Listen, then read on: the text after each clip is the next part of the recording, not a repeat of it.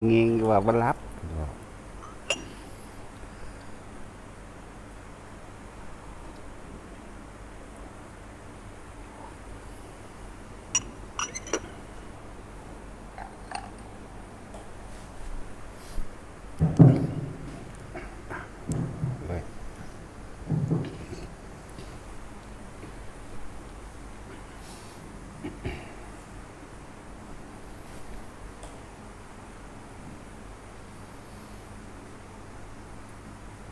พวกผีบางภพบางภูมิบุญกับบ่นักบาปกับบ่นักหรือบางที่เดินทางเรือมากสิไปเกิดเรือล่มเรือคว่ำตายในระหว่างกลางทางจิตวิญญาณมันผูกพันในเรือมันก็อาศัยในภพภูมินั้นๆบางพวกก็อาศัยตามต้นไม้ยึดคล้องต้นไม้เป็นที่อยู่จังซี่บาปบ่นักอันนั้นบ่นักนะนั่นแหละจังว่าญาติที่พวกเขาบ่ตายเป็นพันกว่าปี 2,000 ปี 3,000 ปีแต่ว่าก็ไปไสบ่ได้เขาไปติดอยู่ในเรือมั่งเขาไปติดในทรัพย์สมบัติที่จมไปน้ำเรือน้ำน้ำมั่งเขาไปติดในสมบัติที่ฝังไว้ใต้ทุนบ้านมั่งเอาเสื่องไว้ใต้น้ำมั่งไปติดนี่เอื่นว่าจิตติดที่ไหนย่อมไปเกิดที่นั่นพวกนี้ บ้านนี้เวลาส่วนมากก็คือวัดใดที่อุทิศบุญโดยบ่เฉพาะเจาะจงก็เข้ามาพ่อได้ขออยู่ขอกินขอโมทนาบุญกับวัดนั้นๆเด้โมทนากับพ่อเป็นอยู่พ่อได้อยู่พวกนี้ก็คือกรรมอกุศลกรรมอันนักกับบ่ส่งผลให้ไปนรกหรือเป็นเปรตไปเสียที่เดียวหรือว่ากุศลกรรมอันเป็นบุญบ่ส่งไปสวรรค์เลยที่เดียวคือยังสารวนย่านบาดกลัวในขณะที่กำลังสิตายไปเกาะเสากระโดงเรือไว้บางคนก็ไปกอดหีบสมบัติไว้มั่งสินะประเภทนี้ก็หลายบางพวกก็ไปอาศัยอยู่ในสถานที่ที่ใดที่พุ่มเทวดาอันมีศักดิ์ไงแน่ลุกะเทวดาอันมีศักดิ์ไงแน่เขาบ่ให้ที่เขาบ่ให้ไปใกล้แต่ว่ามันสิมีเขตอยู่ของมันก็มีพวกจังซี่หลายพวกที่มาขอเสพส่วนบุญโมทนาส่วนบุญพวกจังซี่หลายเด้อนั่นแหละจังว่ามือเปิด3โลกธาตุก็คือมือจังซี่บ้านนี้เปรตบางจำพวกเบียดบางจำพวกที่เป็นญาติ ถ้าเฮาฟังเราคำนวณให้มันเข้าใจเด้อจิตสุดท้ายก่อนจะตายหรือเขามีความผูกพันกับผู้ใดที่เป็นญาติของเขาแม้นไม่ใช่ญาติแต่ว่าเป็นเพื่อนฝูงเป็นลุงอาวหรือญาติโดยมารดาบิดาหรือญาติสายโลหิตกระสร้างครับถ้าพวกประเภทแบบนี้ประเภทที่ว่าบ่ได้ไปสวรรค์บ่ได้ไปนรกเลยทีเดียวที่กระจายอยู่ในภพภูมิต่างๆพวกนี้แหละพวกที่เขามาขอเศษส่วนบุญในวัดแต่ละวัดแต่บางวัดกับมันบ่เกิดบุญเขาบ่ไปเด้จักบ่ล่ะวัดที่บ่ฝึกหัดปฏิบัติตนเองบ่มีการสมาธิภาวนาพวกเฮ็ดผิดเบิดในพระวินัยต่างๆนี่เข้าไปจังสิกะมันบ่มีแนวให้เขากินเขาสิไปหยังนั่นบ่ล่ะนั่นแหละจังว่าเฮาเฮ็ดแต่ละอันแต่ละอย่างที่ว่าเป็นหยังคือว่าอุทิศบุญอุทิศแปลว่าให้ส่วนผลทานบุญกุศลกรรมดีมารดาบิดาของข้าพเจ้าทั้งหมดญาติทั้งหมดเจ้ากรรมนายเวรทั้งหมดตลอดทั้งสรรพสัตว์นั่นแหละบ่ร่วมว่าตลอดทั้งสรรพสัตว์อย่างนั้นเฮาสิเปิดไว้ตลอดเลยเปิดให้สรรพสัตว์ทั้งหลายเข้ามาโมทนาส่วนบุญหรือเข้ามาอาศัยเฮาได้เลยเพราะว่าเปิดไว้เลยนี่บุญกุศลอันใด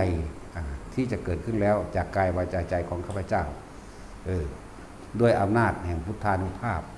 นะด้วยสัจจญาธิฐานแห่งข้าขอท่านทั้งหลายเหล่านั้นเมื่อไม่มีที่พึ่งพาอาศัยขอท่านทั้งหลายเหล่านั้น ขอสัตว์ทั้งหลายเหล่านั้นไม่มีที่สุดไม่มีประมาณทุกหมู่เหล่าบรรดามีจงมาร่วมอนุโมทนากับข้าพเจ้าได้ตลอดการทุกเมื่อนี่คือเฮาเปิดอยากบอกละตลอดการทุกเมื่อมาได้ตลอดจังว่าเปิดบุญไว้ได้บอกคำศัพท์สั้นๆง่ายๆว่าเปิดบุญไว้ซื้อดอก แล้วก็ตามธรรมดาแล้วคนที่มีบุญมากหรือสั่งบารมีมามากแล้วก็เป็นยังคือว่ามีเทวดาตามปกปักรักษามากคำว่าเทวดาตามปกปักรักษามากก็คือสิ่งที่เขาเจ้าตอนที่เป็นมนุษย์ศาสตร์ใดพบใดก็ไม่รู้เข้าใจว่านี่ก็ชื่อว่าได้เคยผ้าพวกนั้นทำคุณงามความดีเคยผ้าท่านเคยผ้ารักษาศีลเคยผ้าไปภาวนาเคยผ้าขนขวายในทางบุญเคยแนะนำเขาจนเขาได้ไปเกิดไปเป็นเทวดาแต่ละสันหรือพรหมโลกสร้างพวกนั้นแหละสิย้อนกลับขึ้นมารักษาเขาเองพวกนั้นแหละที่เพิ่นมาเว้าร่วมไว้ว่าบุญเป็นที่พึ่งของสรรพสัตว์แต่ว่าเขาเจ้าบ่อธิบายขยายความแบบนี้ซื่อๆเขาเจ้าว่าสั้นที่เฮาต้องอธิบายขยายความนะคือพวกที่เคยพาทำบุญทำทานทำต่างๆนานาสารพัดแล้วเขาได้เกิดภพภูมิที่ดีเขาก็จื้อเขาได้คือเมื่อวานนี่เด้เข้าใจบ่ล่ะสวรรค์กับสร้างเขาก็จำได้อันนี้เป็นบุคคลที่เฮาเคารพนับถือเป็นบุคคลที่พาเฮาสร้างคุณงามความดีนี้เฮาเลยได้ไปเกิดสวรรค์สันนี้1 2 3 4 5 6พรหมโลกสันนี้ไล่เข้าไปจนฮอดสุทธาวาสคุณไล่ไปฮอดสุทธาวาสเป็นอนาคามีแล้วเขาก็เห็นเฮาเขาลงมาได้คือกันจักบ่ทางบ่แม่นมาเกิดเด้มารักษาหรือว่ามาบอกหรือว่าได้อันนึงที่ปกป้องเองแล้วจึงบอกว่า18 ล้านโกฏพุ่นบ่ซั่นสิว่าบ่แต่เฮาพาเฮ็ดมานี่มันเท่าใดแล้วนะเหมือนกันกับพวกเฮาทั้งหลายเดี๋ยวนี้สุว่าพระท่านได้ถึงนิพพานแต่ละคนเป็นตกข้างพรหมโลกสัน1สัน2สัน3ก็แล้วแต่พวกนี้ตกข้างน้ำเทวดาบางพวกก็ไปตกข้างคือพุ่มเทวดาหรือลุกขะเทวดามันสิชื่อได้คนผู้นี้ไปนี่เอ้าผู้นี้ได้มานี่อาจารย์กูได้นี่หัวหน้ากูได้นี่ผู้พากูเฮ็ดบุญเฮ็ดทานกูจังได๋มีมือนี่จักบ่ล่ะนั่นแหละไปทางใดก็เลยปลอดภัยคือเฮาพวกเดียวนี่แหละบ่แม่นว่าเขาไปเรียกร้องให้มาเด้คนเฮาที่เคารพนับถือกันเพราะว่าหยังเพราะว่าความดีความจริงใจความบริสุทธิ์ใจในการซอยเหลือในการแบ่งปันในการแนะนำในการพากระทำโดยที่สุดก็คือไม่หวังสิ่งใดตอบแทนจากบุคคลที่เฮาซอยเหลือแบ่งปันพาให้ทานรักษาศีลคือคนมาบวชนี่แหละมาแบบใดก็ช่างให้บวชเบิดให้โอกาสเข้าใจบ่ล่ะแต่ว่าคนผู้นั้นสิให้โอกาสตัวเองบ่สมมุติว่าผู้นั้นบวชไปจนตายบ่ถึงที่สุดไปตกข้างสวรรค์ดาวดึงส์มั่งดุสิตมั่งนิมมามั่งหลังจากตายไปเลยมันไปนึกถึงคุณงามความดีบนพระเหตุที่ตัวเองเฮ็ดไว้นั่นแหละว่า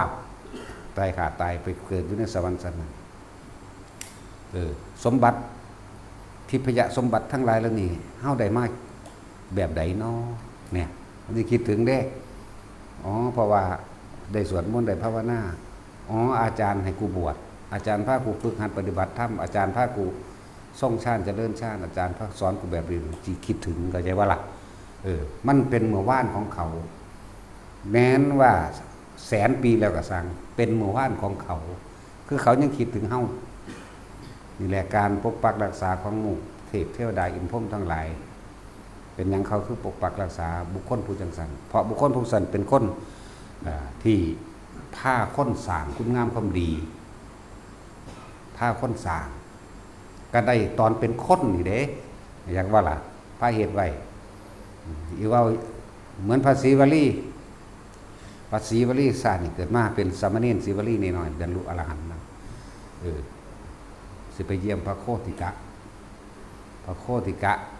ตายอยู่หน้าถ้ำพระพุทธเจ้าถามอานนท์ถ้าเฮาเดินทางที่มันสะดวกสบายแล้วก็ไกลประมาณใดพระอานนท์บอกว่า60 โยชน์พระเจ้าค่ะไกลโพด ถ้าไปทางลัดข้ามผู้ข้ามผาข้ามเขาได้บ่มีพระเจ้าค่ะไกลปานใดโอ้10 โยชน์พระเจ้าค่ะนั่นศรีวลีมาบ่เพิ่นถามศรีวลีมาอยู่พระเจ้าค่ะอยู่ตั้งหลังเฮาสิได้อาหารการอยู่และหนทางการเดินทางในความสะดวกสบายเพราะว่าศรีวลีทางบ่แม่นพระศรีวลีโดนบันดาลเด้ไปเรื่อยตลอด1 โยชน์จักว่าคือ16 กิโลเป็นว่าล่ะตลอด16 กิโลแล้วหนทางนี่ก็แปลนดีย่างง่ายสบายสะดวกเบิดบ่มีขวากบ่มีน้ำบ่มีหินบ่มีหลุมมันเป็นทางโล่งๆเตียนๆพอถึง16 กิโลปุ๊บมีรถกระท่อมต่างๆที่ได้พักได้ผ่อนนั่นน่ะมีรถอาหารการอยู่การกินหรือน้ำในอำนวยความสะดวกทุกอย่างภูมิเทวดาลุกขะเทวดาและตลอดทั้งอากาศเทวดาลงมาดลบันดาลไว้อย่างนั้นนั่นแหละเป็นทั้งสั้นเพราะว่าอย่างเจ้านายเขามาหัวหน้าเขามาอาจารย์เขามาอะไรว่าล่ะผู้ผ้าบำเพ็ญสร้างคุณงามความดีเขามา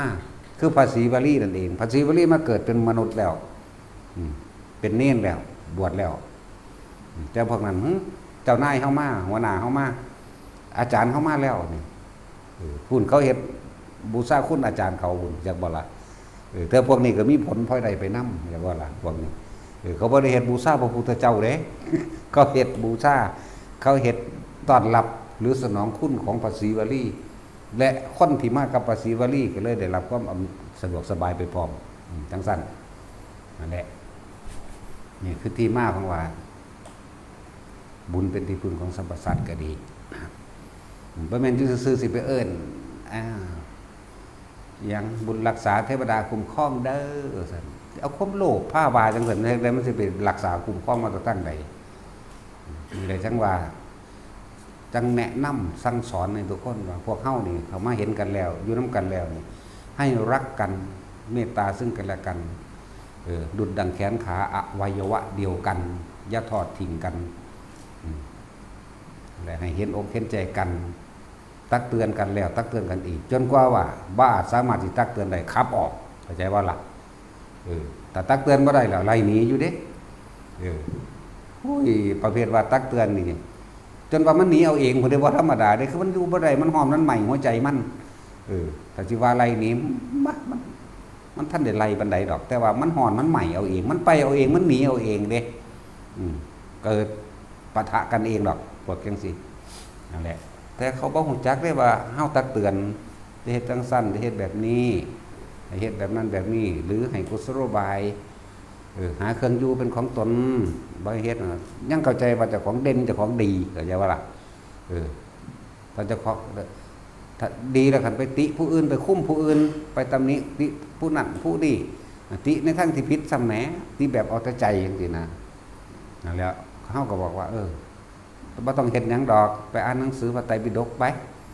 เฮ็ดนั้นเฮ็ดนี่ก็บ่เฮ็ดนำยังอธิบายเหตุผลอัตตาตัวตนของเจ้าของบ่ได้เด้อครับมันต้องสั่นจังซี่เฮาก็บ่ได้ไล่เด้มันนั่งมีเหตุการณ์เฮ็ดให้หนีเอาเองดอกมันนั่งมีผู้คั่นแขวอยู่แล้วอย่างก่อนไปเอาเองจังว่าเฮามาเห็นกันมาฮู้กันแล้วคนทั้งหลายเบิดนี่ที่บ่เคยเป็นพ่อเป็นแม่เป็นครูเป็นอาจารย์ลุงป้าอาเอาญาติสนิทมิตรสหายที่เธอทำบุญทำกรรมมานำรวมกันบ่มีจักคนเด้อบอกว่าพวกเฮาเนี่ยให้รักกันดุจดังแขนขาอวัยวะเดียวกันสามัคคีกันตักเตือนซึ่งกันและกันแต่บอกแล้วเตือนแล้วบ้ามันจะเป็น10 ครั้งหรือ20 ครั้งมุกเนาะตั้งแต่เฮาแนวให้อยู่ตลอดเลยนี่ปานนั้นก็ยังบ่ฟังดื้อดึงสุดท้ายแล้วมันนึงมี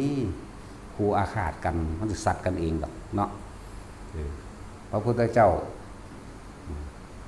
บ่ได้ไล่พญามารผู้ก่อกวนคือพญาปารณิมมิตวสวัตตีมารพุทธเจ้าบ่เคยทำลายหยังเด้เห็นบ่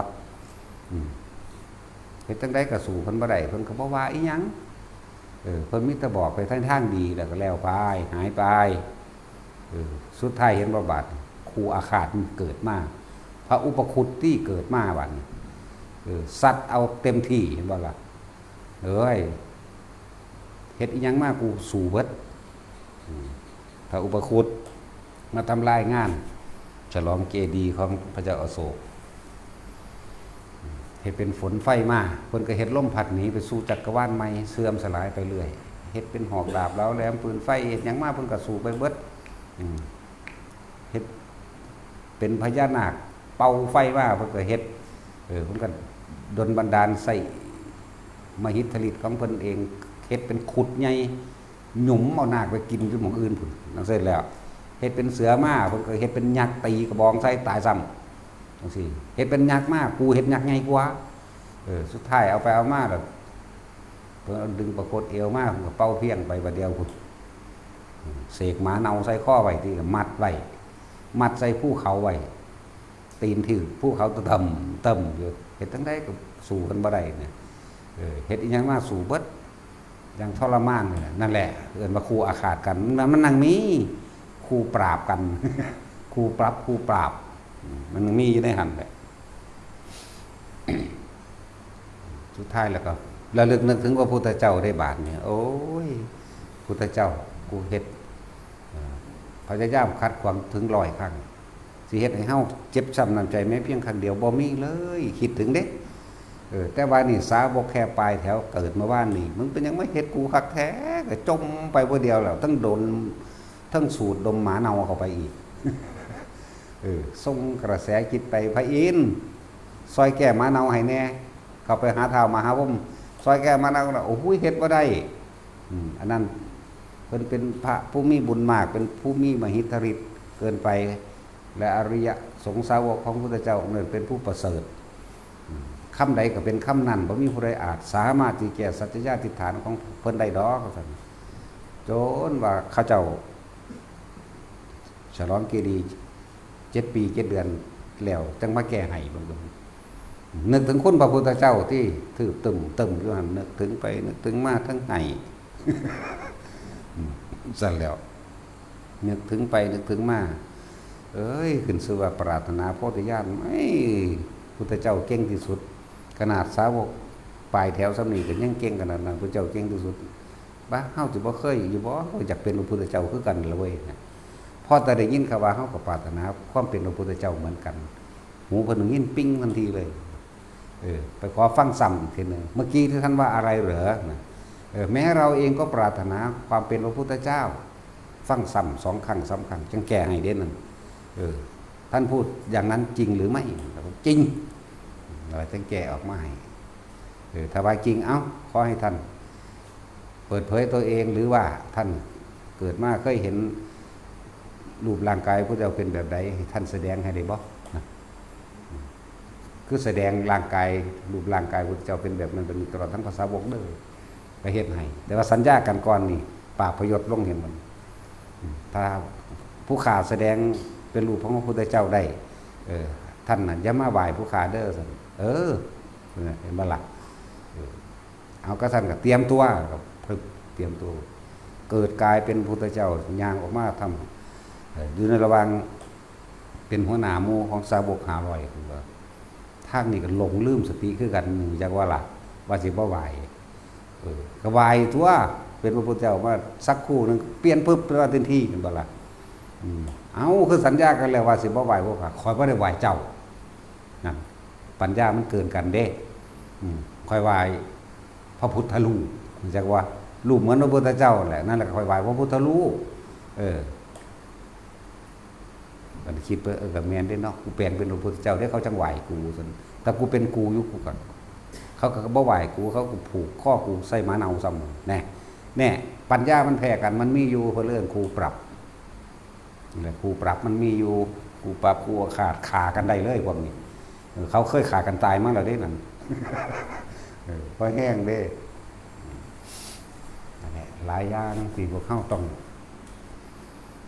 เรียนรู้คือกันที่บอกมาเรื่อยๆเวลาให้ท่านอย่างจะขอเด้อมันได้ยิ่งก็ข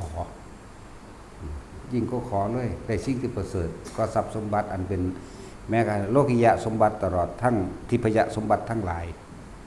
ไม่ได้อาจเศษเสี้ยวของพระนิพพานดอกจักว่าล่ะ บ่หาเต้าถึงพระนิพพานก็ได้บ่ได้อาจเศษเสี้ยวของพระโสดาบันซ้ำพระโสดาบันเกิดอีกบ่เกิน7ชาตินะแน่อันพวกเจ้าเกิดล้านชาติด้วยล้านชาติกระสร้างมึงก็ทุกข์คือเก่านั่นแหละมึงก็เกิดมาหิวร้อนหนาวปวดหัวปวดแขวปวดหลังปวดเอวถูกหญ้าบาดถูกเหยียบน้ำสารพัดตักสิบอุบัติเหตุสุดท้ายมันก็ป่วยมันก็เจ็บคือกันนั่นแหละแล้วก็ตายแล้วก็เกิดอีกแต่พวกนั้นเขาเจ้าบ่เกิน7อย่างว่าล่ะขั้นดีโลกิยะสมบัติบ่ได้เศษเสี้ยวคำว่าโลกิยะสมบัติแม่นเจ้าสิรวยเป็นเศรษฐีมหาเศรษฐีเท่าใดแสนล้านก็ตามบ่ได้เศษเสี้ยวของสมบัติอันเป็นทิพย์เด้บ่ได้เศษเสี้ยวเด้จักว่าล่ะเรียกว่าทิพยสมบัติของหมู่เทพเทวดาทั้งหลายโลกิยะสมบัตินี่บ่ได้เศษเสี้ยวนั่นแล้วพออย่างในขณะที่เขายังมีชีวิตในขณะที่เขายังอยู่ในวิมานอันนั้นเขาบอกไม่แก่ไม่เจ็บไม่ป่วยรอเวลาตายอย่างเดียวอยากบ่ล่ะ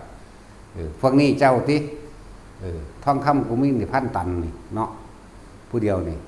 รถกูมี200 คัน1,000 คันมีทุกยี่ห้อนั่นนี่กูมีเบิดทุกอย่างครบเบิดเจ้าก็ป่วยว่าซั่นเจ้าก็เจ็บแขวปวดหัวเจ้าก็ถึกน้ำท่วมเจ้าก็ถึกไฟไหม้เจ้าก็ถึกฟ้าผ่าเจ้าก็ต้องมีอุปสรรคสารพัดแล้วสุดท้ายเราจะแก้งอมแงมดีบ่ดีเจ้าก็เป็นอัมพฤกษ์อัมพาตอุ้ยเสือว่าสิตายทุกทรมานคือหยังนั่นแล้วมันต่างกันบ่ล่ะเงินที่มีมาได้เจ้าก็ซื้อบ่ได้เด้นะความป่วยกับความตายเนาะบัดนี้เทวดานี่ถึงอายุ100 ปีทิพย์ตายปุ๊บโลดเด้ล่ะนะบ่ได้ป่วยเด้นั่นแล้วทั้งนั้นแล้วก็ยังโลกิยะสมบัตินี่ยังบ่อาจเทียบทิพยสมบัติทั้งนั้นแหละเทียบกันจังซี่จะว่าสมบัติแห่งจักรพรรดิก็บ่ได้เศษเสี้ยวครองโลกทั้ง4เด้อคำว่าจักรพรรดิมหาจักรพรรดินี่เป็นเจ้าของโลกนี่โลกมนุษย์นึงอุตรกุรุทวีปโลกอมรโคจานาทวีปโลกทั้ง4ปุเพวิเทหทวีปโลกเป็นเจ้าของโลกทั้ง4มื้อนี้ก็เกิดมาป่วยแก่เก็บตายคือกันดิแล้วว่าจังซั่นแล้วจักรพรรดิหังรวยก็มหาเศรษฐีเมื่อกี้นี่ตัวเห็นบ่ล่ะกองทัพใดก็บ่กล้าสู้เด้ของเขาลอยไปในอากาศก็ได้จักรพรรดิแต่ว่าพระโสดาบันอีกเก็กศาสตร์จักว่าล่ะเจ้าเป็นจักรพรรดิ36 กับเอาเชิญมึงเป็นมึงก็เกิดแก่เก็บตายเหมือนเดิมเนาะแต่ว่าอีกเก็กศาสตร์นึงเด้โสดาบันโสดาบันแบบซ่าสุดน่านสุดเด้นี่บ่ได้เอาโสดาบันแบบ3 ศาสตร์หรือ1 ศาสตร์เด้ขนาดว่าน่านสุดแล้วเขาก็ยังมีหมกจบทิพยสมบัติเพิ่นก็บ่เอาเด้เพิ่นพุ่นนิพพานสมบัติอย่างเดียวบ่กลับมาเกิดอีกแล้วที่พวกเฮาพากันมาเฮ็ดอยู่ซุมื้อนี่บ่ว่าสิให้ทานสวดมนต์ต่างๆอันเป็นการสาธยายคำสอนพระพุทธเจ้าพวกเฮาเอิ้นแต่สวดมนต์พวกเฮามาภาวนาจังซี่ให้พวกเฮานั่นมีจิตมุ่งตรงอย่างเดียวคือบ่เกิดนั่นแหละคือบ่เกิดเท่านั้นจะไปปรารถนาอย่างอื่นอีกถึงว่าพยายามอธิบายทุกคนเกิดความเข้าใจเห็นตามความเป็นจริงคนอยู่ในนี่มันพอตายเบิดแล้วล่ะเนาะพวกเจ้าเคยป่วยบ่เคยไข้บ่ปวดหัวบ่ปวดหลังปวดแอวบ่พวกเจ้าเคยถูกมีดบาดบ่ของมีคมบาดบ่เคยเหยียบน้ำบ่เคยถูกมดกัดบ่ขี้เข็บแม่งอดกัดบ่มันดีคักแต่บ่เนาะนั่นสั่นแล้วพวกเจ้าเห็นตามความเป็นจริงบ่พวกเจ้าหิวบ่พวกเจ้าร้อนบ่พวกเจ้าสั่งหนาวบ่สั่งร้อนบ่พวกเจ้าบ่พอใจอยู่แล้วร้อนคักโพดหนาวเกินไปนี่พวกเจ้าก็บ่พอใจนี่แม่แม่นบ่ล่ะน้ำท่วมพวกเจ้าพอใจบ่น้ำท่วมตามให้ตามหน้าผู้ค้าผู้ขายฝนตกโอ้ยแห่งศูนย์นี่ฝนซ้ำค้าขายบ่ได้เนาะพวกเจ้าย่านบ่พายุ นั่นพวกเจ้าพอใจอยู่ที่พายุพวกเจ้าอยู่พอใจบ่ฟ้าผ่าอัศนีบาดภัยวาตะภัยต่างๆอุทกภัยคือน้ำท่วมต่างๆเอาไหมพวกเจ้าพอใจติดีบ่อุ้ยดีบ่เนาะสั้นแล้วอัคคีภัยไฟไหม้บ้านบึมบั่มย่านบ่ทั้งสั้นแล้วเว้ยพวกเจ้าพอใจสิติเนาะบัดนี้สัทธันตระภัยหมายถึงภัยอันก่อเกิดจากสงครามพวกเจ้าดีใจบ่มีสงครามดีใจบ่มีแต่บ่พอใจทั้งนั้นแล้วก็บ่มีผู้ใดสิยินดีพอใจในสงครามบ่มีผู้ใดยินดีพอใจในบ้านเมืองแห้งแล้งอีกนี่แหละทุพพิขันธรภัยความอดอยากแห้งแล้งนี่ทุกคนเกิดมาเจอเนี่ยสิ่งเหล่านี้บ่ช่วงใดก็ช่วงหนึ่งนั่นแหละในภาษาโลคันตรภัยป่วยนั่นแหละโลคันตรภัยภัยอันเกิดจากการเจ็บไข้ได้ป่วยพวกเจ้าต้องมองเห็นภัยสารพัดภัยในการเกิดเห็นภัยมันเห็นโทษแห่งการเกิดเมื่อเห็นภัยก็เห็นโทษจากว่าล่ะและ สิมาพากันปรารถนาอีหยังอีกเนาะมันปรารถนาเอาอีหยังตะกี้มันบ่ได้หูยินได้ฟังแบบนี้เด้บ่มีผู้ใดอธิบายแบบนี้เพิ่นอธิบายอยู่แต่ว่าอาจจะอธิบายปนภาษาบาลีปนภาษาต่างประเทศเฮาบ่เข้าใจแม่นหยังเนาะบัดนี้เนาะถ้าบ่แปลเอาสัทธันตรภัยแม่นหยังวะแม่นบ่ซั่นหลวงพ่อบ่แปลโลคันตรภัยทุพพิขันตรภัยแม่นหยังแม่นบ่ซั่นสั่นตัวบ่สิจักต้องแปลต้องทำความเข้าใจให้แก่ทุกคนให้มันถึงความรู้สึกเวลาฝ่าฝนลมใหญ่มาบึมบั่มนี่พวกเจ้าหวาดวันคันครามบ่ยานอยู่ว่าสั่นจักกูสิไปลบไปลี่อยู่ไสบ่คักใจเนาะบ่แจบใจนั่นแหละไม่คักใจแปลว่าไม่แจบใจไม่สบายใจลี่ลบบางได้ก็บ่ดีใจย่านฟ้าพาลงมามั่งย่านนั่นย่านนี่แม่นบ่ซั่นพวกเจ้าต้องเห็นไพ่ทั้งหลายเหล่านี้ส่วนมากคนมันบ่คิดถึงไพ่เด้มันคิดถึงแต่ตัวอารมณ์ใครอยากยินดีพอใจเนาะคิดแต่ว่ามันสิดีแบบนั้นดีแบบนั้นเด้คือหลายคนอ่านตำรามานี่ผู้ใดไปเกิดในยุคของสศรีอานสิริยะเมตไตรบ่ได้ทำการทำงานเด้อว่าซั่นอยากได้หยังไปอธิษฐานขอเอาน้ำต้นกะละปะพึกเบิ่งดูมันเป็นต้นจังได๋เดี๋ยวนี้เป็นไปหามาปลูกอยู่เด้เข้าใจบ่ล่ะมันบ่มีนั่นแหละถ้ากันเข้าใจผิดเสื้อผิดหาอยู่หากินคือกันนี่แหละอยากว่าล่ะกันละประพฤกษ์เป็นจังได๋เด้อนั่นแหละ บ่ได้คิดเห็นโทษไปข้างหน้าบ่มีเหมือนกันนี่มีฝนตกฟ้าห้องฟ้าผ่ามีแผ่นดินถล่มจังมีเหมือนกันมีไข้มีร้อนมีหนาวมีเจ็บปวดป่วยเหมือนกันมีพายุมีโรคเหมือนกันมีสงครามเหมือนกันนั่นแล้วต้องมองเห็นนั่นแหละให้เห็นตามความเป็นจริงสิไปตั้งกันหม่องใดเด้อแต่คำสอนของพระพุทธเจ้าก็สอนอันเดียวกันไหมบ่ได้สอนต่างกันเด้นะสอนอันเดียวกันเริ่มต้นแรกพุทธเจ้าทุกพระองค์สอนมาน่ะสัพพะปะปัสสะกรังกุศลสูปสัมปทานี่สัจจิตะพระธรรมนังเอตังพุทธนาสาสนังนี่เอาเข้าใจว่านี่แล้วชาติขนาดเว้าซุมือเด้แปลแล้วแปลอีกยังจื้อบ่ได้อยู่เนาะบัดนี้จงทำจิตให้เขารอดปลอดจากกุศลทั้งปวงเห็นบ่ล่ะแม่นหยังอีกเนาะขนาดเว้าไทยแปลเป็นไทยอีกต้องเว้ามันถึงความรู้สึกพุ่นมันจังสิได้เนาะมันมีตะผู้ปึกๆหนาๆนี่นะทั้งเฒ่าทั้งหนาคักเลยบ่ธรรมดาเด้หน้าบักร้อยสั้นมาได้อันทั้งเฒ่าๆนั่นนะเนาะอีหลีเป็นจังซี่บ่แม่นหน้าร้อยสั้นพันสั้นทั้งเฒ่าทั้งหยาบจักบ่เลยก็อีเฒ่าทั้งหยาบบักเฒ่ากับบักเฒ่าทั้งหยาบมันบ่ผ่านเข้าไปหัวใจใดมันค่าหนังจักบ่ล่ะมันสิผ่านเข้าไปถึงความเข้าใจได้บ่มันค่าหนังบางๆนั่นน่ะเตะเสะอยู่ยังว่าจากของบ่เฒ่ายังหาแนวมาแต่งมาดึงไว้ หน้าท้องเอ็ดเอ็ดอยู่ไปก็เลย ตามยามอยู่เนาะยังหาเนี่ยมาปะเขียนคิ้วเขียนตาเขียนปากโอ้ยสั้นแล้วนั่นแหละมันต้องมองให้มันถึงใจแน่เว้ยมันเลี้ยวเขาก็มันหยาบมันเริ่มผ่านหนังบางๆแต่ว่าพอเข้าใจว่าของหนังบางๆหนังหนาเขาว่าหนังหนาไปแล้วมันสั้นแหละแต่พอฟังจังสิพอเข้าใจต้องแปลเอาแบบนี้ข้นหยาบก็ต้องใส่แนวหยาบๆเลยเนาะเอาแสงไม้ไผ่ธรรมดาตีบ่ได้เด้ต้องเอาหนามต้องเอาหนามตีเอาเลยมันเลียดออกสั่นด้วยแล้วมองให้มันเห็นสารพัดไพ่ในการเกิดเอาตอนนี้เขาบ่มีสงครามอีหยังเพราะอีหยังบุญในพุทธศาสนาคุ้มครองเอาไว้เด้ถือว่าอานุภาพของพุทธเจ้าได้เป็นผู้อยู่เบื้องหลังการปกคุ้มการครอบการคุ้มอานุภาพของพุทธเจ้าคืออย่างคือศีลคือสมาธิคือปัญญาที่ทุกคนกำลังภาวนาอยู่นี้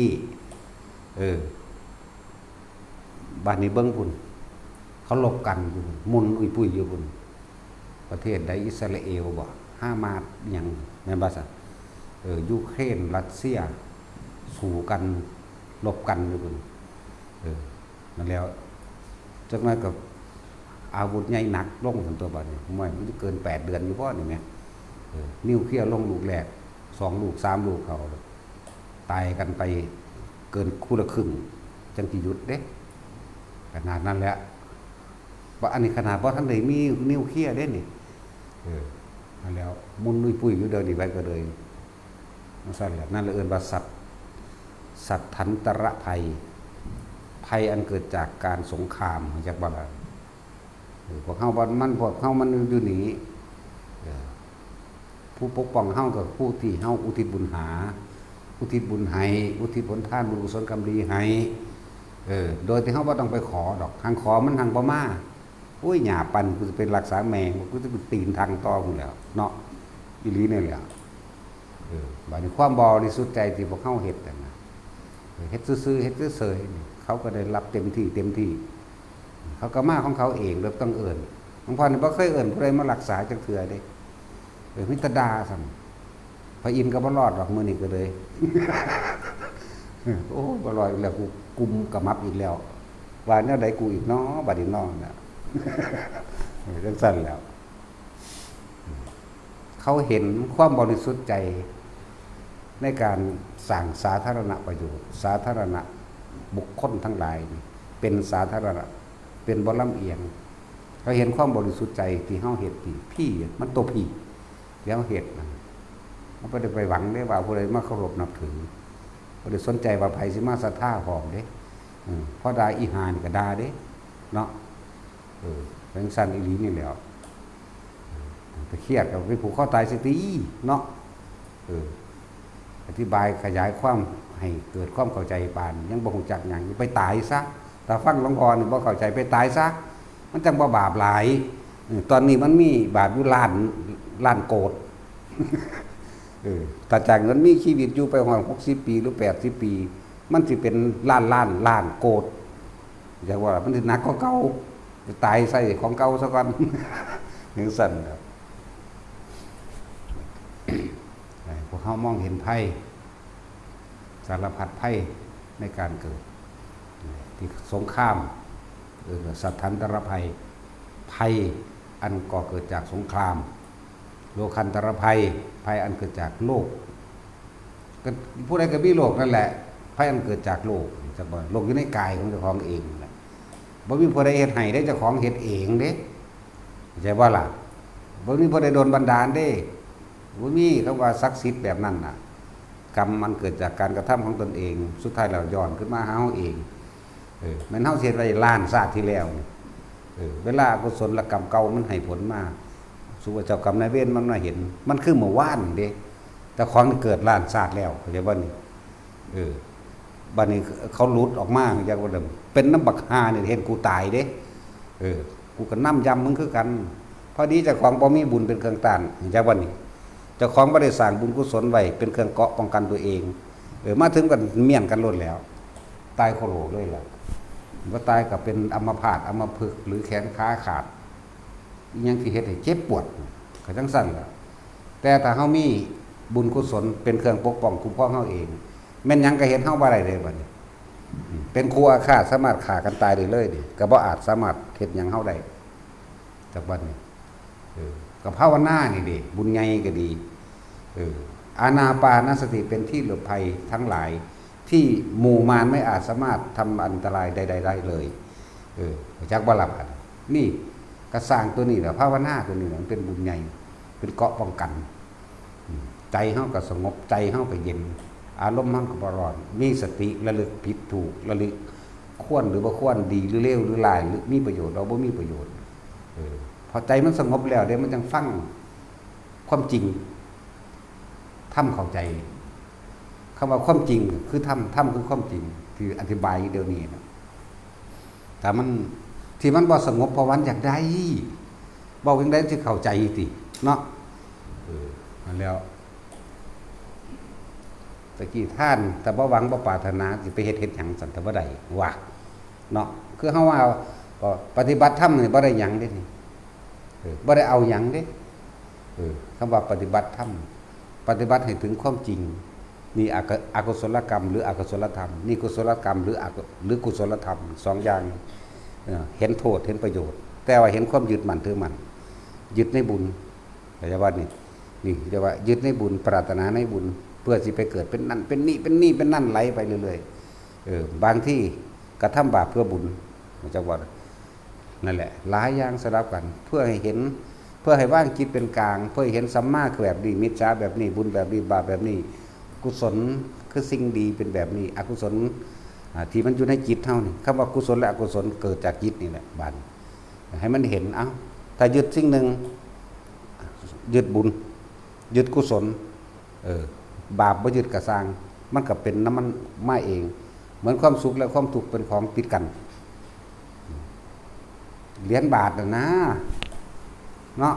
ครั้งหนึ่งเป็นรูปพระเจ้าแผ่นดินท่านก่อยกูบ่เอาหรอกกูบ่มักก็ได้คือเก่าตัวมันอยู่นำกันเนาะกูบ่เอาดอกทั้งก่อยกูบ่มักกู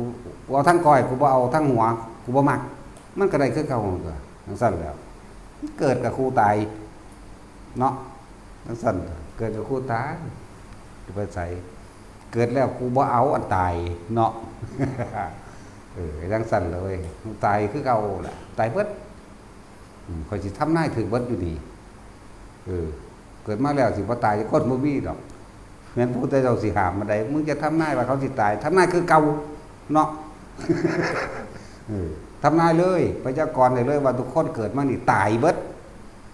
แม่นอยู่บางอื่นก็สร้างบ่เห็นก็ตามปลาอยู่ในน้ำบ่เห็นมันเดี๋ยวนี้ก็ตายเนาะสัตว์ทั้งหลายเกิดเท่าไหร่ตายเท่านั้นบ่เหลือตายคือเก่านี่ไหม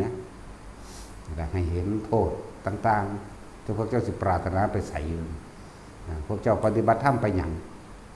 ไปเป็นหยังถ้าอรหันต์ข่อยก็บ่เป็นได้ยากแมงป่านนี่เนาะเฮ็ดซื่อๆนี่มันสิเป็นหยังเดี๋ยวนี้เข้าใจว่าล่ะมันเป็นยากจะไปเป็นอยู่ในหูดังหันโลด อยู่ในปัจจุบันขณะนั่นน่ะอยู่ในความรู้สึกตัวเองรู้สึกในลมหายใจเข้าออกมั่งรู้สึกในอุณหภูมินึกนวงอยู่หัวหน้าผากมั่งกลางอกมั่งเฮ็ดอยู่แค่นี้เฮ็ดไปตายนั่นแหละบ่ได้เฮ็ดไปเนื้ออื่นเด้เฮ็ดนี่เฮ็ดไปตายเด้แล้วบ่ได้ว่าสิเฮ็ดไปรวยกับไผเด้นั่นแหละนี่คือความจริงความจริงคือหยังความจริงคือเกิดแล้วก็ตายนั่นแหละสัตว์ทั้งหลายเกิดตัวใดตายเท่านั้นเด้พวกเจ้าว่าพวกเจ้าบ่ได้เว้าคำหยาบติสัตว์ทั้งหลายถ้าเฮาว่าไอ้สัตว์จังสิเครียดติเพิ่นเว้าความจริงเด่นแต่ว่าไอ้เหี้ยมันยังอันเน้นอยู่สัตว์ทั้งหลายเกิดเท่าไหร่ตายเท่านั้นนี่แม่นบ่สัตว์จะไปเครียดแต่เขาได้เวลาเขาด่าสัตว์แต่ผมยอมรับติเนาะโอ้ยสัตว์เอ้ยจังซี่โอ้ยศูนย์ใส่เขาว่าสั่นนั่นเด้ความเป็นสัตว์มันแสดงออกมาแล้วเนาะ ปฏิบัติทั้งเบิดก็สิมันพ้นออกไปจากความเป็นสัตว์บ่เป็นหยังจักอย่างจังว่าบ่เป็นหยังบ่เอาหยังจังว่าพวกเขาต้องอาศัยกันได้ยินได้ฟังอยู่เรื่อยๆนะเพราะฉะนั้นบ่เข้าใจเด้บ่เห็นตามความเป็นจริงได้เด้ปฏิบัติเอาหยังเอาขังบ่พวกขังก้อนๆตายเบิดแล้วเด้ล่ะเนาะ เอาฤทธิ์เอาเดชบ่เอาพระโมคคัลลาหังฤทธิ์เดชหลายด้วยเขาขาตายซ้ำแน่ก็ตายอยู่คือเก่าอยู่มั้ยนะครับก็แหละไหว้ทุกคนนั่นน่ะให้มันเห็นสารพัดภัยในการเกิดโลกนี้ก็สิดับโลกนี้ก็สิตายเข้าใจบ่นี่ความสั้นความยาวมันต่างกันซื่อๆถ้าเบิ่งตี้เนาะเบิ่งดูโลกมันสิตายแบบใดดับแบบใด ก็เว้าไปตามพุทธธรรมนายตอนที่มันดวงอาทิตย์ขึ้น7ดวงพร้อมกันปึ๊บมันก็ไหม้ปึ๊บนั่นมันตายผู้ใดไปตกนรกซวยที่สุดเด้อสิบอกให้เด้อพวกเจ้าสิมีกำไรแสนมหากัป กำไรนรกจักว่าล่ะดูว่าวิทยานแท้เนาะแต่บ่ย่านเพราะมันบ่เห็นบ่ย่านมันขี้สร้างสูบยางมาโลด มันวางสันอีหลีนี่แล้วนั่นแล้วมันบ่เห็นเนี่ยนรกดิบๆตอนของโมโหตอนตัวเองบ่ได้ดังใจนี่แม่นี่แม่นรกดิบๆแม่เผาใหม่เล่าร้อนกังวลศูนย์ใส่เขาหน้าดำหน้าแดงหัวใจเต้นแห้งๆเลือดไหลเร็วๆนี่แม่ศูนย์ฟุดปัดอยู่สิเตะกกใหม่แห้งๆมันก็บ่เตะเลยฮะเตะกกล้วยเนาะเห็นหมาก็เตะหมาเห็นแมวก็เตะแมวมันคือว่าเตะเสาเฮือนน่ะนะเนาะว่าสั่นก็ตั้งมีดได้ดีๆแล่นเสียบมีดรวดเนาะบ่เฮ็ดซั่นแล้วนี่แหละนรกดิบๆก็เลยเวลาอยากได้อันนั้นอันนี้ล่ะเปรตดิบๆนี่สั่นอยากได้แห้งคิดถึงแต่แนวอยากได้นั่นล่ะเปรตดิบๆนั่นแล้วเวลาหลงทรัพย์สมบัติอยากไปอวดไปอ้างคนนั่นแหละสัตว์เดรัจฉานดิบๆถึงสั่นแหละไปอวดไปอ้างว่าเจ้าของร่ำเจ้าของรวยเจ้าของเก่งเรียนเก่งจังสั่นดูถูกคนนั้นๆนี่ยกนั้นยกนี้มาโอ้อวดเห็นแก่ตัวในลักษณะแม้กระทั่งการกินการอยู่ต่างๆก็ไปอวดไปอ้างเขาเด้นั่นหลงจักว่าโลภโกรธหลงอย่างสั้นนั่นแหละเป็นดิบๆเป็นแบบนี้เป็นตอนที่มันเล่าร้อนกับวนกับวายทุกคนอยู่นี่ที่บ่เคยสูญบ่เคยโมโหบ่มีจักคนได้นี่มันจะไปทั้งโมโหมันได้หลายทั้งที่เรือนดีๆก็มีอยู่มากแต่ว่ามันบ่เก็บเอามันเก็บเอาตัวบ่พอใจเนาะแม่นบ่ล่ะเฮ็ดดีๆมา10ปีนี่มีอันถึงว่าบ่พอใจอยู่อันเดียวกูเจ็บใจอยู่อันเดียวนั่นเด้อัน10ปีนี่ดีๆมานี่เอาบ่มีเรื่องกังวลหลอดๆอีหยังสบายๆแต่ว่ามีผู้ใดผู้หนึ่งมาเฮ็ดบ่ถูกใจเทเดียวเท่านั้นมันจำเลยเด้มันแปลกประหลาดบ่ล่ะแล้วพระท่านเพิ่นสิบอกว่าจงสั่งสมแต่สิ่งที่มันทำให้เกิดความสงบเย็นบ่เร่าร้อนบ่กังวลกระทำสิ่งใดแล้วคิดสิ่งใดแล้วรู้สึกว่าปลอดโปร่งสิบ่มีอันตรายเมื่อภายหลังถ้าเฮาบ่ไปฆ่าคนฆ่าสัตว์ของที่มีเจ้าของหรือหยังก็แล้วแต่สัตว์เป็นเจ้าของก็สร้างสัตว์บ่มีเจ้าของก็ตามถ้าเฮาบ่ไปฆ่าคนบ่ไปฆ่าสัตว์แล้วมันก็สบายใจทั้งตัวจะเอาหยังมาหลอนๆก็วนก็ว่ายมันสิไปคิดว่าไผสิมาฆ่ากูบ่นอมันสิได้ลบได้ลี่อยู่บ่ก็บ่เหลวมันก็นอนอยู่เถียงหน้านอนน้ำปลาน้ำดงสบายมันว่าซั่นแต่เฮาบ่ไปรักเฮาก็บ่กังวลว่าเขาสิมาเห็นอันใดที่เฮารักมาแม่นบ่ล่ะย่านเขามาเอาคืนย่านมีความผิดนั่นไปหั่นถ้าเฮาบ่ไปข่มขืนผู้ใดก็ตามข่มขืนใจมั่งข่มขืนกายมั่งบังคับละลายอย่างตามอำเภอใจเจ้าของคือเอาใจเอาความอยากของเจ้าของเป็นใหญ่ข่มเหงเขาให้เขาทำตามความสั่งตัวเองนี่เอิ้นว่าบังคับขืนใจบ่แม่นแต่ไปข่มขืนร่างกายกันบ่แม่นแต่ข่มขืนผู้หญิงผู้ชายข่มขืนกันเด้คำว่ากาเมสุมิจฉาจารนี่บ่ได้แปลว่าซ้ำนี่เด้คนเข้าใจแต่ว่าผิดลูกผิดเมียผิดผัวผิดหยังโตผิดแท้ๆคือโตบังคับข่มขืนใจเขาจักบ่ล่ะโตมันผิดแท้ๆนั่นน่ะ สั้นตัวนั่นแหละถ้าเฮาบ่ไปโกหกบัดนี้ทำให้ผู้ใดผู้หนึ่งสิอยู่ในทรัพย์สินตลอดทั้งคนและสัตว์พร้อมเด้เฮาสิเอาหยังมาหล่อหลอนมากังวลนั่นบัดแต่เฮาบ่ไปกินเหล้าเมายาบ่เสียสติมันก็อยู่สบายตัวแม่นบ่ซั่นมันก็มีสติมันก็ฮู้อันนี้ควรอันนี้บ่ควรมันก็อยู่สุขสบายนี่ไหมนี่แหละคำว่าสัพพะปะปัสสะก็เลยอักกลนังนี่กุศลสูปสัมปทานี่สัจจิตะปริภปนังเอตังพุทธนาสาสนังนี่คือคำสั่งสอนของพระพุทธเจ้าทุกพระองค์พร้อมเด้จักสิมีจักพระองค์แล้วถ้าเฮาได้บวชน้ำเพิ่นก็3,584,392พระพุทธเจ้าเอหิภิกขุเรียกว่าผ่ากาสะพัดลอยมาจากฟ้า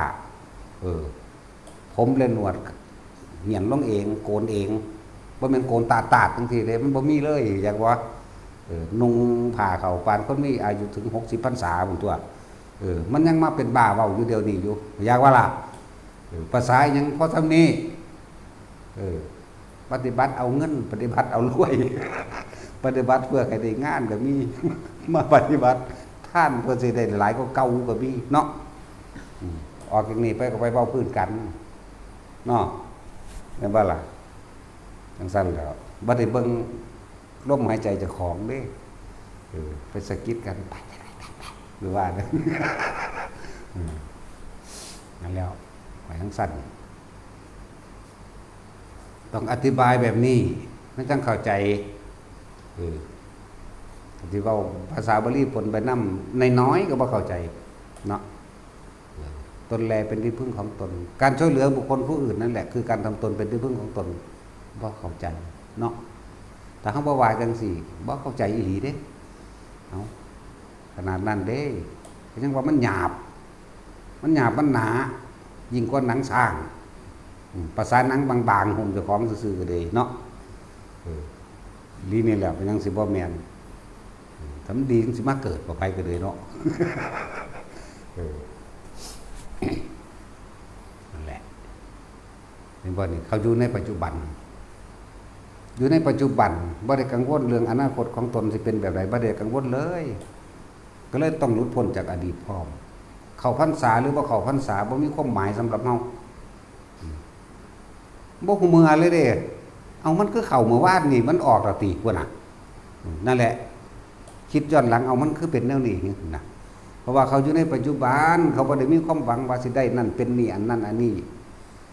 เข้าพรรษาหรือออกพรรษาวันสำคัญทางนั้นทางนี้บ่มีพาเฮ็ดไปซื่อๆเด้มื้อนั้นแล้วบ่สู้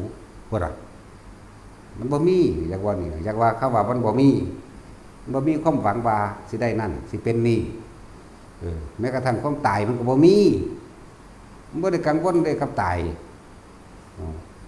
พวกกังวลในกฎของตนยันของตายอันนั้นแหละมันทรมานอยากว่าล่ะทุกข์เกิดขึ้นเพราะความกังวลใจเล่าร้อนสั้นเขาบอกหัวมือทำได้เขาพรรษาออกพรรษาเอาเข้าหรือบ่เอาเข้ากับว่าเอาว่าภาษาสมมุติเป็นพระว่าเขาพรรษากับอธิษฐานเขามันว่าสั่นเอาปรณาออกหรือบ่นี่เอาออกลงตะลักพระมุวานะโมขึ้นความเบาสั่นโอ้ยนี่ก็เลยปัญญาอ่อนนี่หลวงตาลักเรียกว่าย่านผีขี้เกียมไปทุดงเรียกว่านี่มันบ่แม่นขี้เกียมดอกกันตัวอ่อนๆเหลนๆนั่นดอกในตัวน่าสิเป็นกิ้งเหลนเนาะน้ำปลาน้ำพูดมีหลายๆดอกแม่นน้ำเฮานี่ก็มีบ่อึดมันเข้าไปในกันยามเพิ่นนาบัดนี้เพิ่นเอาไปนอนทับมันตายเน่าซะทันทีเพิ่นก็พากันไปบังไม้แล้วเป็นผูกกดผูกหยังแล้วเรียบร้อยเพิ่นก็เอาผ้าเอาอันยามเพิ่นมาหมุนหัวนอนเหม็นแท้หรือว่าเด้เอากูแล้วบ่หรือโอ้เจ้าทีนี่คือแห้งว่าเด้นั่นแหละพระสันติวานี่แหละหลวงตาลักยันผีขี้เกียมเป็นอันใดทางนั้นแต่เป็นพ่ออยู่บ่เลยถามเขาพออยากจะของยานอยากว่าจะของยานเด่นเมื่อมันบ่พ่อใหญ่แหละว่าเฮาเพราะว่าได้อดบ่ได้มันเหม็นขึ้นบ่เหม็นจังไดแต่ของนอนแค่ไปดมมันอยู่หั่นน่ะ ผีตัวนั่นแหละผีกิ้งเหลน ผีกิ้งเหลนก็เน่าพอดีเว้ยสั่นเลยเว้ยมือไม้มาโหอยู่บ่ได้เจ้าที่แห้งเราได้ไปสั่นไปเบิ่งหม่องไม้ว่าดิเพิ่นละไปเทนั่นออกอันตายก็หล่อมาเหลือตะกาง แห้งๆนั่นจังบ่เมื่อเด่นโอ้ยกูอยากอายคนเด้บัดนี้ว่าเด้บ่ได้เว้าให้ฟังเด้ที่ผู้เว้า ที่เรียกผู้เว้าเพิ่นบ่เว้าเองเด้เพิ่นย่านเสียท่า ไปแล้วตั้งแต่รักย่านผีกิ้งเหลนเอาเรื่องจริงได้ถามมึงได้หรือ ยังสั่นแล้วโอ้ยพ่อตายแต่โดนเลยต้องไปย่านนั่งจังสั่นอยู่เนาะสั่นแล้วนั่นแหละย่านบ่วันนี้แต่คันย่านนี่ยังพวกเขาก็คิดบางว่าเขาเคยย่านนี่ยังนั่นเลยว่าสารพัดไว้ในการเกิดเกิดกลัวต่างๆนานาสารพัดนั่นแหละย่านเขามาทำลายความหมายมันนั่นเนาะนั่นบ้าล่ะย่านเขามาทำลายเจ้าของตายสรุปคือย่านตายนั่นเองนั่นสั้นแล้วพูนให้ไปเห็นหมองยอดมันโลดเกิดเป็นยังกระสร้างตายคือเก่ากับแมนอย่างนั้นแล้วก็เห็นต้นมันโลดตัณหาอุปทานของเขาเองพาเกิดพาตายความคิดของเขาเองอยากได้นั่นอยากเป็นนี่มันพาเกิดพาตายนั่นแล้วพวกเจ้าสิหาหยังมาป้องกันตายว่ามีดอกเนาะโลกนี้เกิดมาตั้งนานแล้วเด้แต่ไม่มีแนวป้องกันใดมันก็เต็มตัวป่านนี่เนาะสั่นแล้วเรียกว่าผ้าเป็นนั่นคือผ้าเฮ็ดท่านแบบบ่บังผลในท่านบ่มีจิตอุปาทในผลในท่านบ่ได้ไปมุ่งการสังสมในความอยากใดหยังอยากเป็นหยังบ่แล้วครับแก้ไขที่ปลายเหตุที่ตัวเองเคยกระทำไว้อาจจะเคยฆ่าคนบ่เคยฆ่าคนบ่มีในนี่เบิดทุกคนบ่เคยถูกฆ่าก็บ่มีในนี่เบิดทุกสัตว์เลยพวกเฮานี่เคยตัดคอคนมาเลือดอาบน้องเต็มแผ่นดินในโลกทั้ง4ประมาณบ่ได้แล้วเฮาก็ถูกเขาฆ่าเหมือนกันแบบนั้นเพราะว่าเฮาสิเป็นสัตว์ก็ตามเพราะว่าเฮาสิเป็นมนุษย์ก็ตามเข้าใจบ่นี่สั้นๆแล้วสิเป็นสัตว์เดรัจฉานสิเป็นมนุษย์ก็สร้างนั่นแล้วมันเป็นหยังมันจังย่านตายเพราะว่ามันเคยเฮ็ดไว้แต่ว่าบ่รู้ตัวเองย่านผีก็ย่านเพื่อหยังนี่ก็ย่านตายเป็นบ่สั่น จังสั่นตัวเรื่องย่านผีต้องยกให้ตัดสินผีถุงปุ๋ยอันนั้น ผีถุงปุ๋ยเข้าถุงไปชาลือกันว่าผีต้นข้อเลยบัดนี้เขากู้มั่นนั่นเลยเขาเอาถุงปุ๋ยไปซุบต่อหัวไว้จักว่าล่ะโอ้ยขับรถแย่งไฟไปกะกาวแม่มึงบาดนี่บักใหญ่เพ้อๆอยู่ สิธรรมดาว่ะแล้วคนยันผีก็จินตนาการไปนั่นแหละจังซั่นแล้วภัยอันเกิดจากความกลัวจังว่ารวบใหญ่เด้นี่ความกลัวจากบัดนี้ความบ่พอใจนั่นเองนั่นแหละเกิดในมิตรภัยกับภัยเด้สารพัดภัยในการเกิดเยอะแยะมากมายบางทีมันบ่มีไฟฟ้าเพิ่นเลยบ่ว่าไฟอันเกิดจากไฟฟ้าดูด แต่มันมีแม้เพิ่นก็บ่ว่าโลดเนาะแต่เพิ่นก็ว่าไฟอยู่เด้ล่ะภัยอันเกิดจากไฟไหม้อัคคีภัยมันบ่ซั่นก็บ่เน้นลงมาแล้วบ่ทันมีที่จริงเพิ่นฮู้อยู่เด้ล่ะทุกอิเล็กตรอนทุกนิวตรอนทุกอนุเพิ่นฮู้จักเบิดเด้พระพุทธเจ้านั่นน่ะแต่ว่าเพิ่นรวมธาตุมาว่าเป็นธาตุทั้ง4ซื่อๆถ้าสิเอาแยกใหญ่โอ้ยปฏิจจสมุปบาทเพราะสิ่งนี้มีสิ่งนี้จึงมีนั่นอันนั้นแหละเพิ่นฮู้จักเบิดนั่นแหละการทำปฏิกิริยาอันนี้นั่นแหละบทสัมพันธภาพครับว่าสัมพันธภาพเพื่อให้ก่อเกิดสิ่งนี้มีสิ่งนี้จึงมีเมื่อสิ่งนี้ไม่มีสิ่งนี้จึงไม่มีดับไปแน่เฮาก็คิดถึงใจเฮาบางทีเพราะสิ่งนี้มีหมายถึงเพราะเรามีความอยากคือตัณหาอยากได้นั่นอยากเป็นนี่มันบ่สิ่งนี้จึงมีคือการคิดค้นหาเมื่อได้คิดค้นหาขึ้นมาแล้วจึงมีแม่นบ่ซั่นเมื่อมีแล้วบัดก็ต้องหวงแหนก็ต้องรักษาอยากให้มันเป็นของเจ้าของอยู่ตลอดเนาะแต่เฮาเห็นไพ่ว่าถ้าสิ่งนี้ไม่มีความอยากบ่มี การคิดเพียงหน้าหาสิ่งที่ตัวเองปรารถนากับบ่มีถ้ามันบ่มีความอยากมันจะไปหาอย่างอื่นแต่ว่ามันบ่แม่นเพราะความเคยชินของคนทั้งหลายย่อมแสวงหาปรารถนาซึ่งความสุขความสมหวังความพอใจเนาะมันเป็นมาแต่ก่อนเกิดบ่หาแต่ว่าเกิดก็ได้เกิดมาแล้วก็เลยบ่ฮู้ว่ากูอยากจังไดกูอยากได้อยากดีมีเป็นยามใดเพราะว่ามันเป็นมาจากก่อนเกิดมันเป็นอยู่ในจิตดีจิตนี่รวมสรรพสิ่งอยู่ในนี่เบิดสวรรค์อยู่ในจิตนี่นรกอยู่ในจิตนี่สวรรค์ก็อยู่ในความรู้สึกนี่นรกก็อยู่ในความรู้สึกนี่เปรตอสุรกายพรหมก็อยู่ในความรู้สึกนี่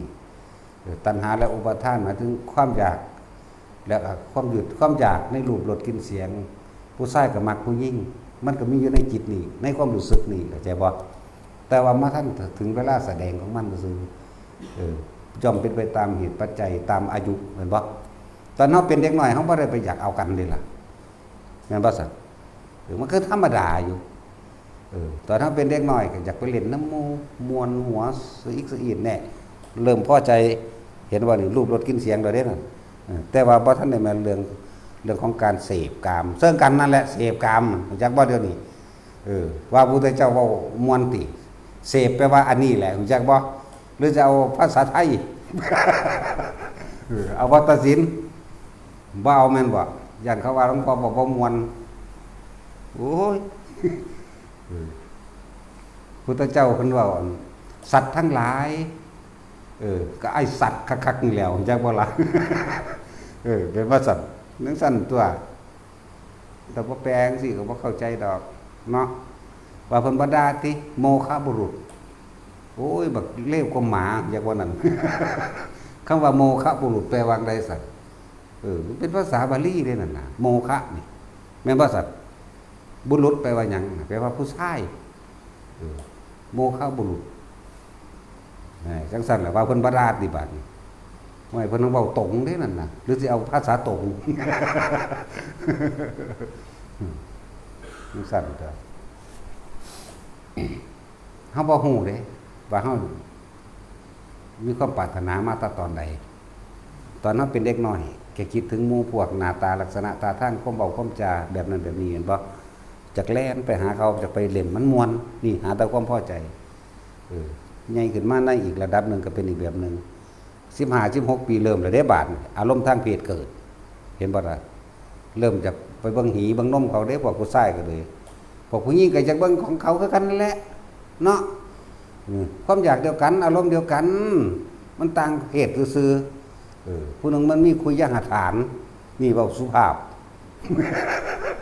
ผู้นึงมันมีคุยยหประเทศอยากบ่ เว้าสุภาพเด้นี่นั่นซั่นแล้วทำไมแต่ว่ามีคุยยหประเทศก็สร้างประเทศบ่ได้รัฐศิลป์มันเป็นดุจดังแผ่นดินเด้ เอาพวกเจ้าทำมาหากินหาอยู่หากินหาลำหารวยนี่พวกเจ้ามีเหตุมาจากไสมีเหตุมาจากอันเดียวนั่นแหละตอนแรกว่าท่านเอากันว่าท่านได้คิดหาบันไดเด้เนาะบัดเอากันแล้วที่มันทึ่งหึงทึ่งหวงทึ่งคิดหาแนวสีมามุ่งบังอยู่เอาเฉพาะตนในครอบครัวเจ้าของเองนะว่าล่ะเมื่อกี้ว่าท่านได้คิดว่าจากสร้างบ้านสร้างเรือนเด้อยู่น้ำพ่อน้ำแม่บางคนก็บ่อยู่น้ำปูน้ำยาลูกไผ่มันก็บ่ถูกใจกับแม่เฒ่ากับยาเนาะลูกเขยมันบ่ถูกใจกับพ่อเฒ่าผู้ชายกับผู้ชายมันจะคมกันแนวหนึ่งเนาะบ้านนี้ก็คิดอยากออกเฮือนออกสร้างเด้อแม่นหยังล่ะนั่นก็จักหาที่มุ่งบังไปเอากันตัวจักบ่ล่ะเมื่อนั้นมีนี่แล้วก็โอ้มีรถจักคันก็สิดีเนาะโอ้มีหน้าก็ของดีเนาะอันนี้มันก็หาเครื่องอำนวยความสะดวกนี่แล้วความรักความใคร่จักบ่นี่นั่นแหละรักใคร่ราคะจักบ่คือจังเพลงเขาแต่งไว้นั่นแหละเห็นบ่พลังแห่งรักใคร่ในภาษามันมีพลังบางอย่างบัญชาให้คุณทำอะไรก็ได้ฆ่าคนก็ได้ฆ่าสัตว์ก็ได้ลักของก็ได้บังคับข่มขืนข่มเหงใจผู้อื่นก็ได้เห็นบ่ชี้ตัวให้ผู้ใดผู้หนึ่งเสียชีวิตทรัพย์สินเพราะตนเองก็ได้กินเหล้าเมายาก็ได้ฆ่าอันผู้เจ้าของหักตายก็ได้เข้าใจว่าล่ะฆ่าตัวตายก็ได้มันเกิดจากไสล่ะว่าแม่นตัวนี้ตัวเดียวนี่สิสร้างโลกมีประเทศกันอยู่เดียวนี่ก็ตัวเดียวนี่เด้ล่ะ แล้วเห็นโทษเด้อหมุนเตียงแลนมาหาเมียชั่วโมงกับการเดียวนี่แหละเนาะ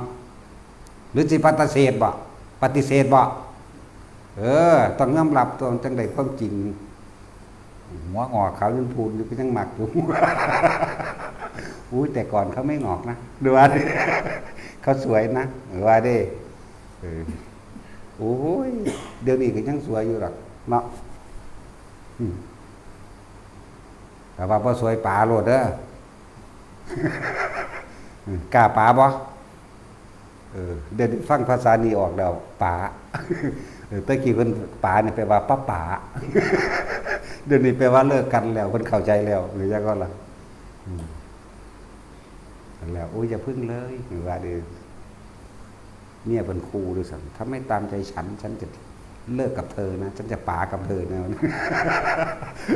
โอ้ไม่เป็นไรงั้นเธอไปเถอะเด้อ้อยไว้ได้ย่อมก็เรื่องเดียวนี่อยากว่า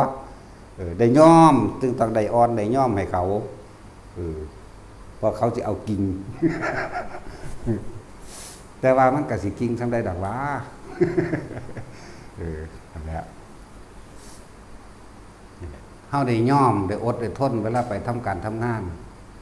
พอผู้บังคับบัญชาหรือหัวหน้างานหมู่พวกเพิ่นฝูงรังแกได้อดได้ทนก็พอเรื่องนี้จักว่าล่ะย่านเมียบ่สบายย่านผัวบ่สบายต่อมายิ่งมีลูกยิ่งได้มีความอดทนอดกันยิ่งกว่าเก่าอีก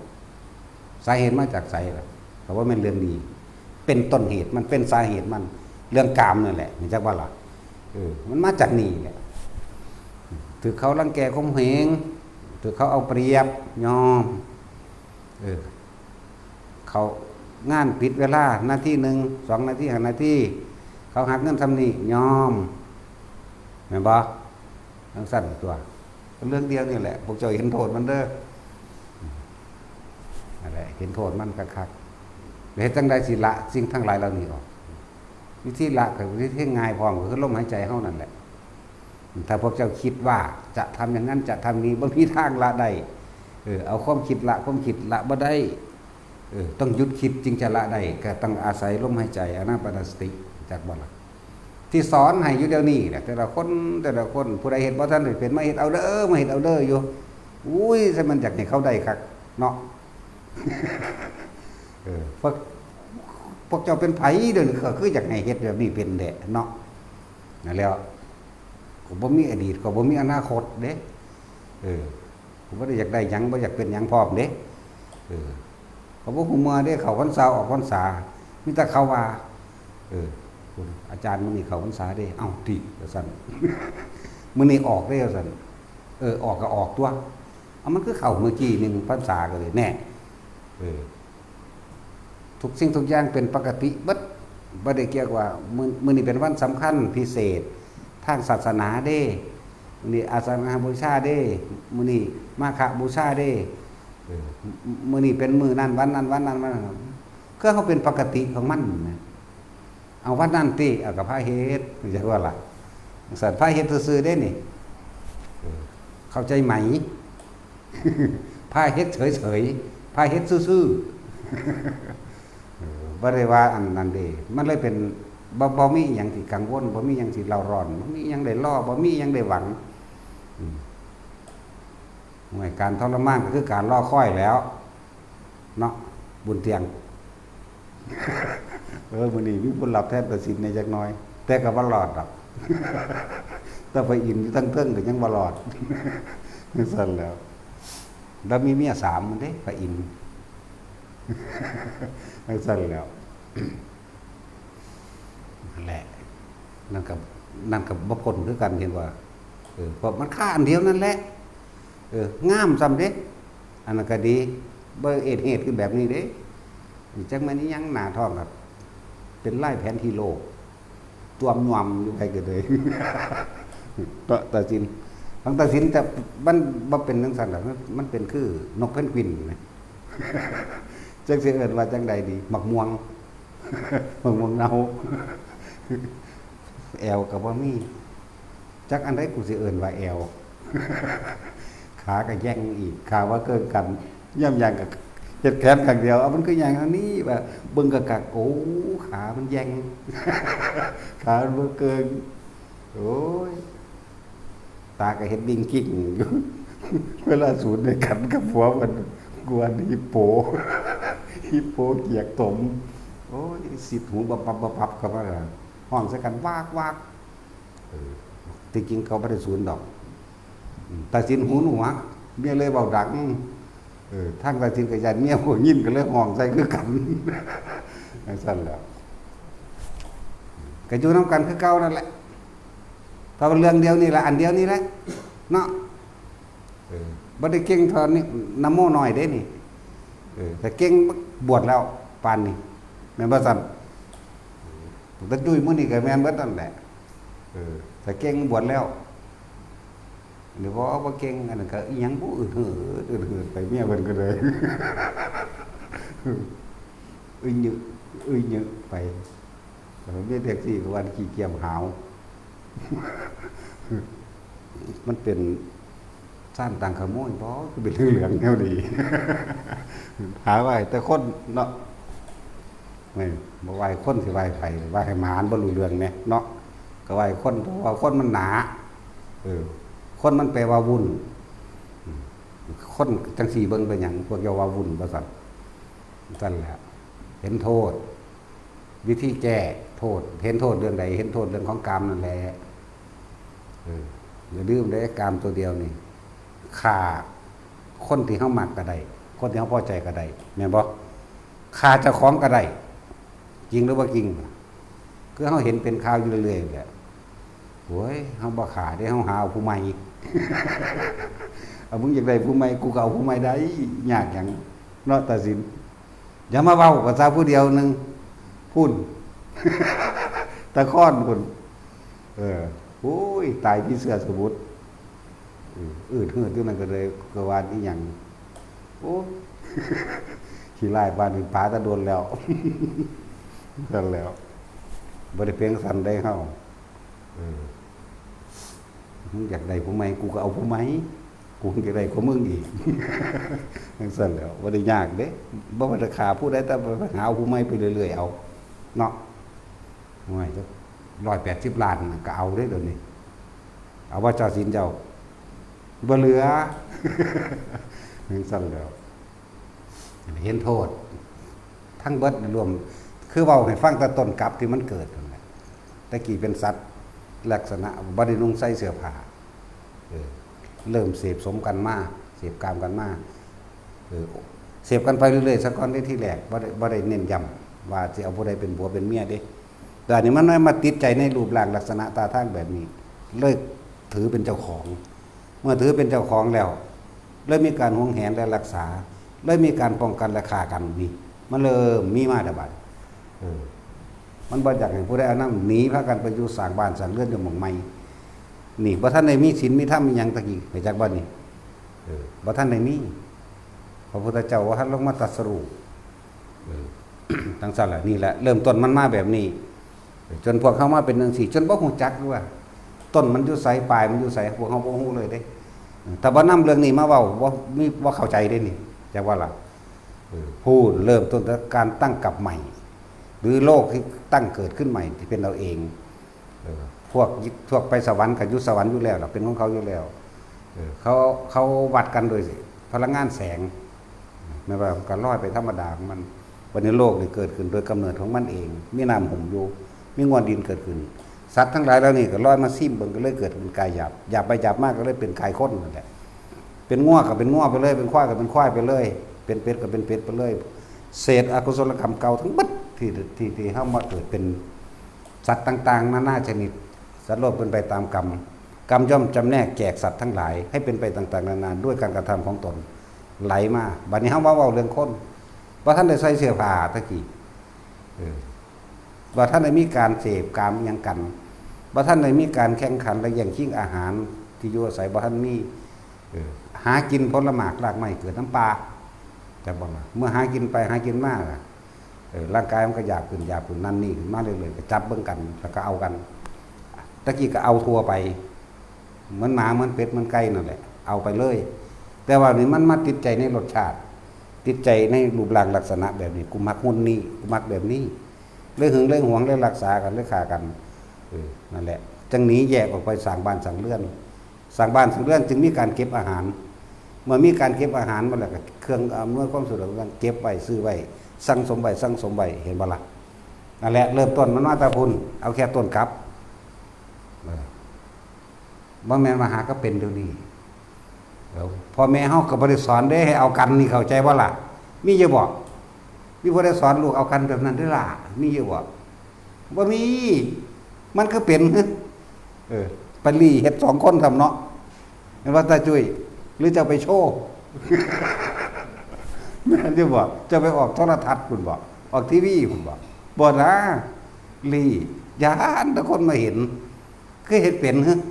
แปลกประหลาดบ่นั่นแล้วมันเคยเฮ็ดเป็นบ่เคยก็เลยเนาะบ่มีโรงเรียนสอนพร้อมมีโรงเรียนในแม่กูไปเป็นครูนั่นแล้วบ่มีมันก็เป็นสั่นเงินบ่นั่นแล้วนั่นแหละสาเหตุใหญ่มันมาจากทุกกรรมนี่เด้อไปก็ดีถามเบิดอยู่นี่มันมีผู้ใดสอนลูกเจ้าของเฮ็ดเด้ผู้ว่าผู้หญิงผู้ชายเนาะก็เฮ็ดเป็นนั่นเอาไว้ไงนั่นเจ้าก็สอนลูกเจ้าจังซี่เฮ็ดแบบนี้ได้หล่านี่บ่จังซั่นแล้วเพิ่นก็ไปหาเหลี่ยวกันคือกันมีผู้ใดไปโชว์ดอกเฮ็ดเวทีขึ้นโชว์กันหน้านี่มีอยู่ดอกบ่มีเนาะมันก็เฮ็ดเป็นว่ะแปลกบ่จังแล้วนั่นแหละเลยเป็นโทษมาหลายมาเรื่อยๆก่อนกลับนี่ก่อนภัตรกลับนี่ในสารมันตกลับที่ผ่านมาแล้วก็เป็นแบบเดียวกันในมันตกลับที่ผ่านมาแล้วก็เป็นแบบเดียวกันเด้อเลยเอิ้นว่ากิเลสตัณหานี่หาต้นบ่ได้หาปลายบ่มีเด้ตัณหาคือความอยากของเฮาเองหาต้นบ่ได้ไล่ลงไปแล้วเท่าใดกลับต่อไปกลับหน้าเอิ้นว่าสารมันตกลับแน่ก็สิไปเป็นคือเก่านี่แหละถ้าเบิ่งเด้อมันสิท่าได้บ่ล่ะธรรมชาติมันเฮ็ดมันก็ตายของมันโดยธรรมชาติอยู่แล้วบ่มีไผฆ่ามันก็ตายเอาเองเด้เนาะสิไปว่าหยังกับถือฆ่าบ่ป่วยเป็นโรคหยังก็สร้างมันก็ตายเองคือเก่าคนที่ว่าบ่มีโรคเลยก็มีอยู่ในตำราก็ดีในตำราพุ่นเด้พระพาหิยะลูกีริยะเนาะถ้าเกิดมานี่อายุราว160 ปีพุ่นเด้ใน80 ปีแรกแล้วก็เอาเมียบักหลายพร้อมลูกก็บักหลายนำลูกก็ตายก่อนเมียก็ตายก่อนก็มีอายุเล่าหลังจากนั้นมาโอ้ยกูก็มีทุกอย่างเลยลองบวชต้องเบิ่งกันบวชอาทิตย์นึงมั้งแล้วก็บรรลุอรหันต์แน่ก็อยู่ไปอีก180เลยเป็น160 ปีมั้ยแต่ว่าก็มีโรคนึงคือเก่าเด้ล่ะดาวบ่เจ็บบ่ปวดโดยโรคภัยอย่างอื่นแต่ว่าก็โรคชราจากบ่ชราก็เป็นโรคเด้นั่นแล้วโรคชราล่ะก็ตายคือเก่ามั้ยแม่เพิ่นก็ตายอยู่เด้ล่ะภาษาหยังก็พวกเฮา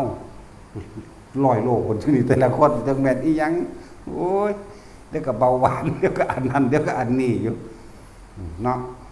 แล้วเห็นไผเด้อถ้าผู้ใดเห็นไผแล้วก็ภาวนาซะตอนนี้มันยังอยากรวยอยู่นี่ก็ว่าได้เบิด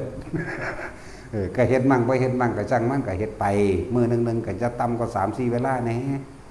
เวลาที่สำคัญในการภาวนาก่อนที่จะนอนจักบ่ล่ะก่อนที่สินอนมันบ่ไปหาอยู่หากินอีหยังแล้วสมาทานศีลด้วยตนเองเนี่ยสมาทานศีลไหว้พระซะนะโม3จบนะโมนะโมนะโมจักบ่ล่ะแล้วก็ผู้ตั้งสัมมังสังฆังสดังกจามิข้าพเจ้าขอตั้งจิตนาในการรักษาศีล 5ตั้งแต่บัดนี้เป็นต้นไปจนกว่าข้าพเจ้าจะตื่นนอนแล้วเลิกกันจักบ่ล่ะตั้งแล้วก็นอนภาวนาไปเลยให้มันหลับไปในลมหายใจพอตื่นขึ้นปุ๊บรีบกลับเข้ามาลมหายใจทันทีซะก่อนเพื่อเกิดความต่อเนื่องจากวันเฮาสิได้เต็มที่กับบาดเฮานอนแล้วบ่ว่ามันบ่มีแนวอื่นมากวนมันหลับจักว่าล่ะมันหลับไปในลมมั่งหลับไปในอุณาโลมมั่งก็แล้วแต่ที่ผู้คนเฮ็ดไปแล้วตื่นมาปั๊บรีบกลับเข้ามาโลดมันสิต่อเนื่องของมันเองแต่ว่าในระหว่างกลางวันก็เฮ็ดมั่งบ่เฮ็ดมั่งจักว่าล่ะเพราะว่าสิตัดสินใจเด็ดเดียวเด็ดขาดออกมาแล้วมันดัดเด็ดตัดบ่ทันได้เอิ้นว่าซั่นมันฆ่าอีหยัง มันฆ่าอันเดียวนั่นแหละเห็นบ่ซั่นฆ่าอันเดียวนั่นแหละ มันจะให้เว้า พ่อเข้าใจแล้วตัว แต่ว่าคนสมือนี่มันหนาเนาะแล้วต้องเว้ามันเข้าหูเงียวนั่นแหละ บางคนแปลบ่ออกเนาะแต่สินจะแปลได้หรือยังเดี๋ยวนี้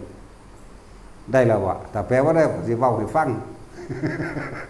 นั่นแหละเอาสมาทาน